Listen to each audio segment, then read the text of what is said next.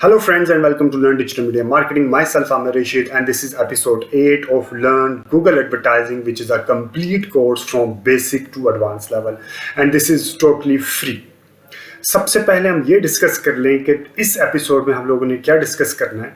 इस एपिसोड में हम लोगों ने बिडिंग स्ट्रेटजीज को डिस्कस करना है। हम लोगों ने कंप्लीट डिस्कशन करनी है कि कौन कौन सी बिडिंग स्ट्रेटजीज अवेलेबल हैं फॉर गूगल सर्च और गूगल डिस्प्ले ऐड। ठीक है, अभी हम एक छोटा सा रीकैप कर लेते हैं क्योंकि हम लोगों ने ये एक सीरीज बनाई है from basic to advance level. और अगर आप बेसिक लेवल पे हैं और सीखना चाहते हैं गूगल एडवर्टाइजिंग को बेसिक से लेकर एडवांस लेवल तक, तो आप पहले जो 7 एपिसोड्स है एक बार उनको भी आप जरूर देख लीजिएगा आप इस वीडियो के बाद, आप ताकि आपको एक लिंक क्रिएट कर सकते हैं। हम छोटा सा रीकैप कर लेते हैं हमने 7 एपिसोड्स में क्या क्या डिस्कस किया। हमने सबसे पहले डिस्कस किया था कि गूगल एडवर्टाइजिंग क्या होते हैं, कौन कौन सी टाइप की गूगल एडवर्टाइजिंग है, उसके अंदर पेमेंट सेटिंग किस तरह होती है, गूगल ऐड अकाउंट किस तरह बनाते हैं, गूगल ऐड का जिसे हम कहते हैं स्ट्रक्चर या हायरार्की क्या होती है। उसके बाद हम लोगों ने बहुत ही अहम डिस्कशन की थी कि ऑप्टिमाइजेशन या कन्वर्जन इवेंट्स क्या होते हैं और कन्वर्जन इवेंट को इम्प्लीमेंट किस तरह किया जाता है। इससे पिछले वीडियो पे हम लोगों ने बेसिक कॉन्सेप्ट्स डिस्कशन किए थे जिसमें इंप्रेशन क्या होते हैं, क्लिक क्या होता है, CTR, PPC और CPM मॉडल डिस्कस किया था और बहुत ही अहम टूल डिस्कस किया था जो कि है एड रैंक। अगर आपने गूगल सर्च ऐड चलानी है और आपको एड रैंक की डेफिनेशन नहीं पता, उसका कॉन्सेप्ट नहीं पता, तो आप वो वीडियो एक बार ज़रूर देखिएगा, फिर आप गूगल सर्च ऐड रन कीजिएगा अपने लिए या अपने क्लाइंट के लिए। इस वीडियो में हम डिस्कशन करेंगे जैसे कि मैंने शुरू में बताया कि बिडिंग स्ट्रेटजीज के बारे में हम लोग डिस्कशन करेंगे। ठीक है, सबसे पहले मैं बता दूं कि बिडिंग स्ट्रेटजीज 2 तरह की बिडिंग स्ट्रेटजीज होती है, एक होती है ऑटोमेटिक और एक होती है मैनुअल। मैनुअल में कंट्रोल आपके पास होते हैं, ठीक है, जबकि ऑटोमेटिक में कंट्रोल आप दे देते हैं गूगल को। अब मैं एक छोटी सी एग्जांपल, जैसे कि मैंने से पिछली वीडियो में मैं जब ऐड रैंक हम डिस्कस कर रहे थे, मैं आपको वहाँ पे दिखाता हूँ कि बिडिंग स्ट्रेटजी किस तरह काम कर रही होती है। आपने फॉर एग्जांपल जब आपने ये हम लोगों ने ऐड रैंक पे डिस्कस किया था, आपने जब ये स्पेसिफिकली है कीवर्ड के लिए, गूगल सर्च ऐड के लिए, आपने एक कीवर्ड की या आपने एक ग्रुप की, आप जिसे हम ग्रुप ऑफ कीवर्ड्स कहते हैं, आपने बिडिंग दी सर्च रिसर्च करने के बाद कि इस ग्रुप की जो मैं बिडिंग दूंगा वो दूंगा 20 रुपये। ठीक है, आपने बिडिंग दे दी, बिडिंग के बाद क्वालिटी स्कोर के साथ मल्टीप्लाई हो के आपको ऐड रैंक मिलता है। यहाँ पे आपने मैनुअल बिडिंग दे रहे हैं। ठीक है, this is called as a manual bidding. जब अगर आप ये मैनुअल बिडिंग नहीं देते, आप गूगल को कह देते हैं कि अभी हम लोग डिस्कशन करेंगे कि कौन कौन सी तरह की बिडिंग स्ट्रेटजीज अवेलेबल हैं, तो उसको हम कहते हैं ऑटोमेटिक बिडिंग। ठीक है, सबसे पहले मैं आपको ये बता दूं कि जो गूगल सर्च ऐड है वहाँ पे जो बिडिंग होती है वो कैंपेन लेवल पे होती है। गूगल सर्च ऐड में बिडिंग कैंपेन लेवल पे होती है। अगर आपने बिडिंग स्ट्रेटजी चेंज करनी है तो आपको नई कैंपेन बनानी पड़ेगी गूगल सर्च ऐड में। Whereas in display ad में जो बिडिंग स्ट्रेटजी होती है वो ग्रुप लेवल पे होती है, ऐड सेट लेवल पे होती है, ऐड ग्रुप लेवल पे होती है। और अगर आपने सेटिंग चेंज करनी है तो आपको एक नया ऐड ग्रुप क्रिएट करना पड़ता है। ठीक है, तो ये एक छोटी सी अंडरस्टैंडिंग आप जहन में रख लें। एक और अंडरस्टैंडिंग आपको दे दूं कि बजट, अब आपने फर्ज करें आपने कैंपेन का बजट रखा है 10,000। अब उस बजट को आपने किस तरह यूज करना है उसको हम कहते हैं बिडिंग स्ट्रेटजीज। ठीक है, अब ये छोटी छोटी सी डेफिनेशंस, कॉन्सेप्ट्स आपके क्लियर होना चाहिए इन केस अगर आपने क्लाइंट से डिस्कशन करनी है या आप किसी जगह पे इंटरव्यू पे जा रहे हैं या आपने खुद भी अपना अकाउंट रन कर रहे हैं, तो आपको ये सारी डेफिनेशंस क्लियर होने चाहिए। अब हम डिस्कशन कर लेते हैं जो हमारे पास ऑप्शंस अवेलेबल होती हैं। मैं गूगल सर्च ऐड से स्टार्ट करता हूं कि सर्च ऐड पे कौन कौन सी ऑप्शंस अवेलेबल होती हैं। सर्च ऐड में जो हमारे पास ऑप्शंस अवेलेबल होती हैं, मैनुअल CPC, जैसे कि मैंने बता दिया कि हम ये हमारे कंट्रोल में होती है। हम उसे कहते हैं गूगल से अपनी एक रिसर्च करते हैं गूगल कीवर्ड प्लानर से या एडवांस कोई भी एडवांस टूल से, SEMrush से या कोई भी Ahrefs से हम लोग एडवांस टूल से उसकी कीवर्ड को सर्च करते हैं। रिसर्च करने के बाद हम देखते हैं कि इसकी कितनी बिडिंग है। ठीक है, फिर हम मैनुअल CPC के हिसाब से हम उसकी बिडिंग दे देते हैं। सेटिंग कैंपेन को सेट करने के बाद हम पहले देते हैं ग्रुप लेवल पे तमाम कीवर्ड्स को कि एक ग्रुप बना के उनकी बिडिंग दे देते हैं। जब हम सेटिंग लाइक कैंपेन को पब्लिश कर देते हैं तो फिर हम सेटिंग्स में जाके हर एक कीवर्ड की सेटिंग की जो बिडिंग है वो कीवर्ड लेवल पे भी जाके ऊपर नीचे कर सकते हैं। ठीक है, ये मैं लाइक अगर आपने, मैं इससे एक और नेक्स्ट वीडियो बनाऊंगा कि हम ऑप्टिमाइज किस तरह करते हैं, तो ये चीज़ मैं आपको वहाँ पे बता दूंगा। यहाँ पे मैं सिर्फ आपको बता रहा हूँ कि मैनुअल सीपीसी क्या होता है। ठीक है, अब आ जाते हैं कि हम लोगों ने एक चीज़ देखी,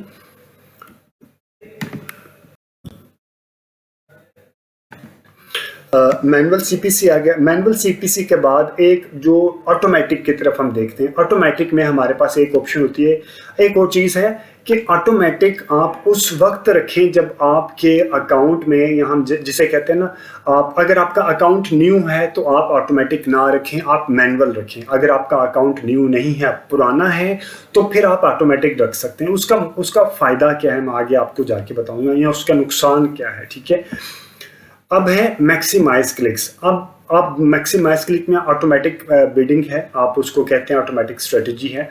आप गूगल से कहते हैं कि मुझे ज़्यादा से ज़्यादा क्लिक्स चाहिए। अब आप गूगल खुद ही अपनी बिडिंग रखेगा, वो देखेगा कि मुख्तलिफ कंपेटिटर ने कितनी बिडिंग रखी है, वो उस हिसाब से आपकी बिडिंग कम और ज़्यादा करता रहेगा ताकि आपको मैक्सिमाइज क्लिक्स मिलता रहे। ठीक है, मैक्सिमाइज क्लिक्स जब मैं आपको, अभी तो ये मेरी एक पीपीटी है, जब मैं आपको उसके अंदर जाके दिखाऊंगा तो मैक्सिमाइज क्लिक्स में भी आपकी एक सीलिंग, आपकी एक लिमिट बता देते हैं। वो गूगल आपको कह देता है कि मैं आपको ज़्यादा से ज़्यादा क्लिक्स ला के देता हूँ, आप उसको एक सीलिंग बता दें, एक मैक्सिमम लिमिट बता दें कि उस अमाउंट से ज़्यादा आप उसको बिडिंग नहीं करना चाह रहे। फॉर एग्जांपल आप कहते हैं कि मुझे मैक्सिमाइज क्लिक्स ला के दो, मैक्सिमाइज क्लिक्स ला के दो, लेकिन मुझे 20 रुपये से ज़्यादा का क्लिक नहीं चाहिए, तो वो आपने एक लिमिट होती है, आपने नीचे वो लिमिट डिफाइन कर देनी होती है। ठीक है जी। दूसरी बिडिंग है मैक्सिमाइज कन्वर्जन। मैक्सिमाइज कन्वर्जन में सबसे पहले तो आपने गूगल को ये बताना है कि कन्वर्जन क्या होती है। इससे पिछली वीडियोस में आई गेस के 5 और 6 में मैंने ये बताया हुआ कि कन्वर्जन क्या होती है और इसको किस तरह इम्प्लीमेंट किया जाता है। अगर आपने वो वीडियो नहीं देखी तो वो वीडियो ज़रूर देख लें ताकि उस आपको आइडिया हो कि कन्वर्जन होती क्या और इसको किस तरह इम्प्लीमेंट करते हैं। मैं कोशिश करूँगा कि मैं उसका लिंक भी यहाँ पे दे दूँ। ठीक है, मैक्सिमाइज कन्वर्जन में क्या होता है कि आप गूगल से कहते हैं कि मुझे ज़्यादा से ज़्यादा कन्वर्जन ला के दो। कन्वर्जन ज़्यादातर बेनिफिशियल होती है ई कॉमर्स प्लेटफॉर्म के लिए। ठीक है, सबसे पहले आपने डिफाइन करना है कन्वर्जन क्या होती है। ठीक है, और उसके बाद अगर आपका अकाउंट न्यू है, फॉर एग्जांपल आपने कहा कि मुझे कन्वर्जन लाके, तो आपने कन्वर्जन की डेफिनेशन भी दे दी, तो गूगल आपसे पूछेगा ठीक है तुम आपके नज़दीक कन्वर्जन की डेफिनेशन ये है, लेकिन कन्वर्जन कुछ लोगों ने की, मुझे उनकी फीचर्स तो दो। तो आपने, अगर आपका अकाउंट नया है तो आपके पास कोई कन्वर्जन ही पहले नहीं हुई है, तो गूगल को आप क्या लाइक एक सैंपल के तौर पे क्या दोगे। इसलिए मैंने अभी आपसे कहा था ना कि अगर आपका अकाउंट न्यू है तो आप ऑटोमेटिक की तरफ ना जाएं। ठीक है, सिर्फ मैक्सिमाइज क्लिक्स न्यू के ऊपर लाइक इम्प्लीमेंट हो सकता है। अगर आपका अकाउंट न्यू है तो आप मैक्सिमाइज कन्वर्जन वैल्यू क्यों आप आप बेनिफिशियल नहीं रहेंगे। अगर आप ये चलाएंगे तो आपको काफ़ी हाई लेवल वैल्यू पे मैक्सिमाइज कन्वर्जन की अमाउंट कॉस्ट करेगी। ठीक है, उसकी रीज़न मैं बता देता हूँ। फॉर एग्जाम्पल अगर आपका अकाउंट पुराना है और आपके अकाउंट पे को 50 या 100 के नज़दीक कन्वर्जन हो चुकी हैं। ठीक है, अब गूगल के पास एक डेटा अवेलेबल है, उसको पता है कि जिन लोगों ने कन्वर्जन पहले की है उनकी फीचर्स क्या है, उनके डेमोग्राफिक्स क्या है, उनके इंटरेस्ट क्या है, वो सारी उन फीचर्स को, उन डेमोग्राफिक्स को, उन इंटरेस्ट को देखेगा और उस तरह के लोगों को आपकी ऐड दिखाएगा। ठीक है, ताकि आपको कन्वर्जन ज़्यादा से ज़्यादा मिल सके।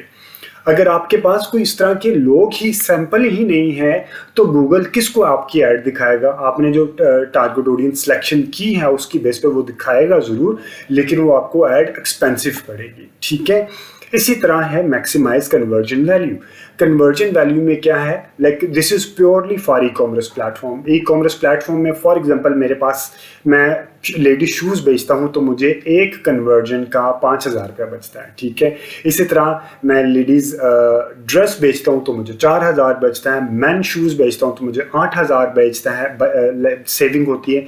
तो मैं एक कन्वर्जन वैल्यू दे देता हूँ और ये भी अगेन उस वक्त बेनिफिशियल है अगर आपका अकाउंट पुराना है। अगर आपका अकाउंट नया है, कोई कन्वर्जन की पहले डेटा ही अवेलेबल नहीं है, तो गूगल आपको बहुत एक्सपेंसिव डेटा लाइक रिजल्ट्स देगा। ठीक है, कन्वर्जन, मैक्सिमाइज कन्वर्जन या मैक्सिमाइज कन्वर्जन वैल्यू बेनिफिशियल है only at the time when your old is reasonably old enough. ठीक है, जिसमें कम से कम 100 के नज़दीक आपके पास कन्वर्जन हो, कुछ डेटा सेट आपके पास अवेलेबल हो।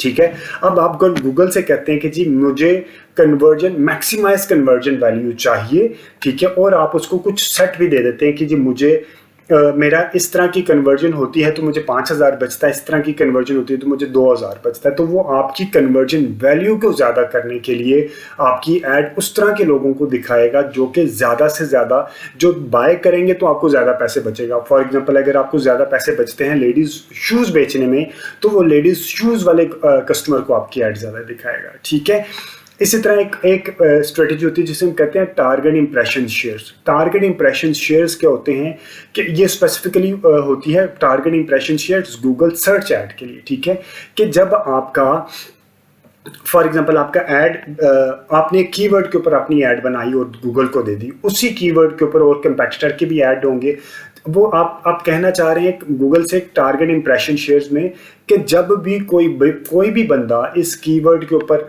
सर्च करे तो आपकी ऐड उसको दिखाई दे टारगेट इंप्रेशन शेयर के अंदर। वो आप डिफाइन करते हैं, नीचे आप परसेंटेज लिख देते हैं कि कितने परसेंट। अगर आप 80% लिखेंगे तो आप, इसका मतलब है कि 80% ऑफ द टाइम जब भी एक स्पेसिफिक कीवर्ड के ऊपर कोई भी बंदा सर्च करेगा तो आपकी ऐड दिखाई देनी चाहिए। ठीक है, उसको कहते हैं टारगेट इंप्रेशन शेयर।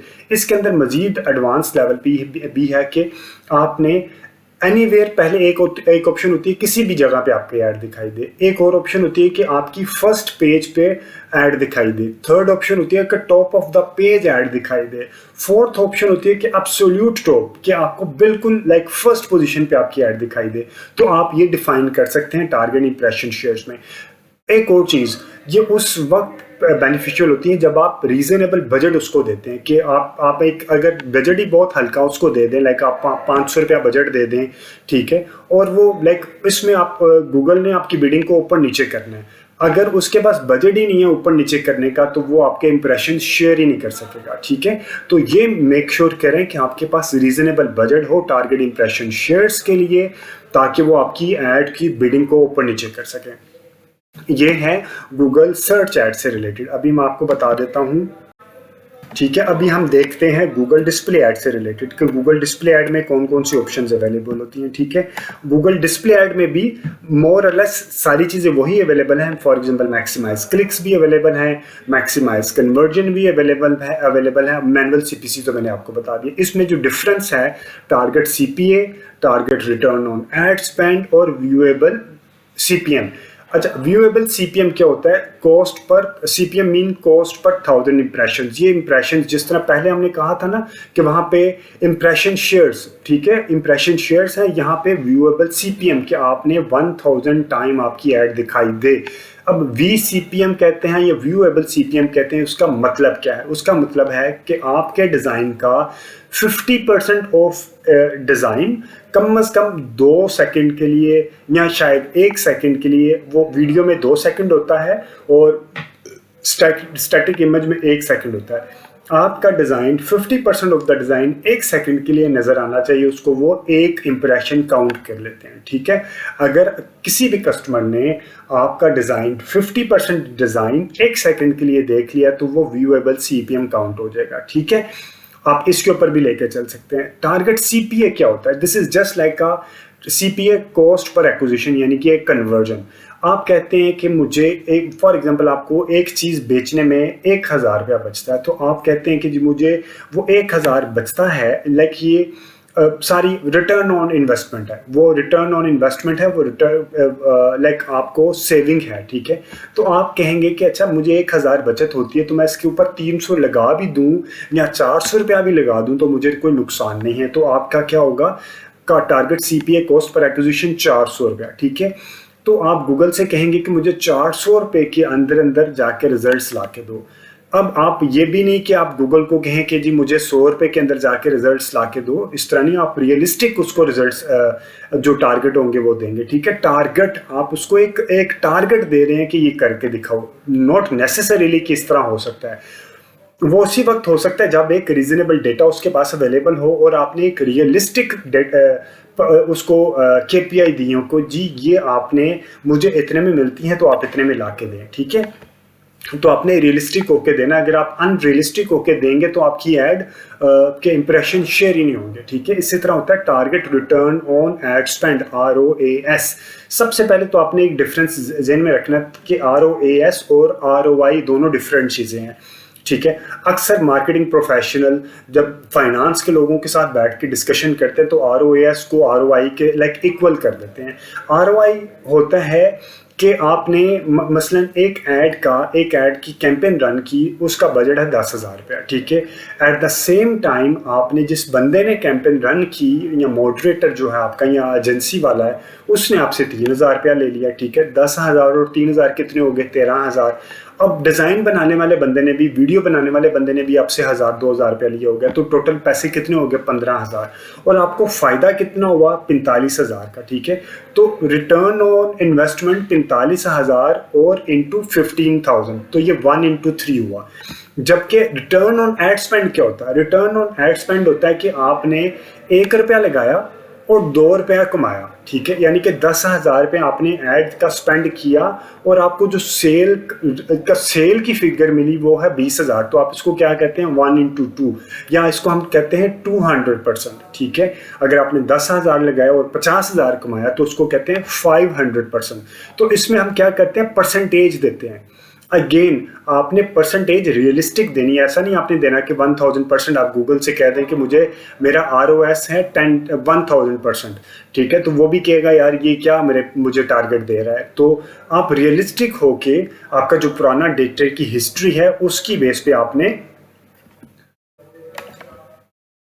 अपने डेटे की हिस्ट्री के बेस पे आपने उसको टारगेट देने हैं, अदरवाइज वो भी आपके इंप्रेशन ही शेयर नहीं करेगा, ठीक है जी। तो अभी मैंने गूगल डिस्प्ले की भी सारी चीज़ें आपको बता दी, व्यूएबल, मैनुअल और ऑटोमेटिक भी बता दिया मैंने, गूगल सर्च के ऊपर भी बता दिया। उम्मीद है कि आपको ये आप जब देख लेंगे और एक बार आप जब एक्सपेरिमेंट करेंगे जाके लाइव प्लेटफॉर्म के अंदर, डैशबोर्ड के अंदर, तो आई एम होपफुल कि आपको इससे आगे को मजीद चीज़ों की रिक्वायरमेंट नहीं होगी विद रिस्पेक्ट टू डेफिनेशंस। अगर आप 1 से 2 बार इसको इम्प्लीमेंट करेंगे तो तीसरी बार आप एक्सपर्ट लेवल पे आ जाएंगे, और जब आप 4-5 कैंपेन रन कर लेंगे तो 5वीं बार या 6ठी बार आप प्रो लेवल पे आ जाएंगे, और 10वीं बार के बाद आप, जिस तरह मैं लेक्चर दे रहा हूँ, तो आप किसी जगह पे लेक्चर भी दे सकते हैं। आपका कोई फीडबैक हो, कोई कमेंट हो बिडिंग स्ट्रेटजी से रिलेटेड, तो आप इस वीडियो के कमेंट्स फीडबैक सेक्शन में मेंशन कर सकते हैं, या आपको Google advertising, Facebook search engine optimization से रिलेटेड कोई स्पेसिफिक पॉइंट के ऊपर वीडियो बनवाना चाह रहे हैं, कोई डिस्कशन करना चाह रहे हैं, तो वो भी आप कमेंट सेक्शन में मेंशन कर सकते हैं। अगर आपने मेरा चैनल को सब्सक्राइब नहीं किया तो डू सब्सक्राइब माय चैनल, और वो लोग जो आपके फ्रेंड्स एंड फैमिली या कुलीग जो कि डिजिटल मीडिया मार्केटिंग को टोटली फ्री सीखना चाहते हैं, बेसिक से लेकर एडवांस लेवल तक, उनको मेरा चैनल भी रिकमेंड ज़रूर कीजिएगा। इससे हम लोगों को भी मोटिवेशन मिलती है अगली वीडियो बनाने की। अदरवाइज टाइम मैनेज करना इतना मुश्किल होता है, ऑफिस की भी काम करना, कंसल्टेंसी करना, तो फिर भी हम लोग ये काम कर रहे होते हैं वीडियो बना के कि फ्री में हम आप लोगों को पास ऑन करें। तो हमें अगर मोटिवेशन ज़्यादा मिले तो आई एम श्योर कि हम लोग रूटीन में वीडियो बनाएंगे, ठीक है जी। Thank you very much for watching this video. Take care. अल्लाह हाफिज़।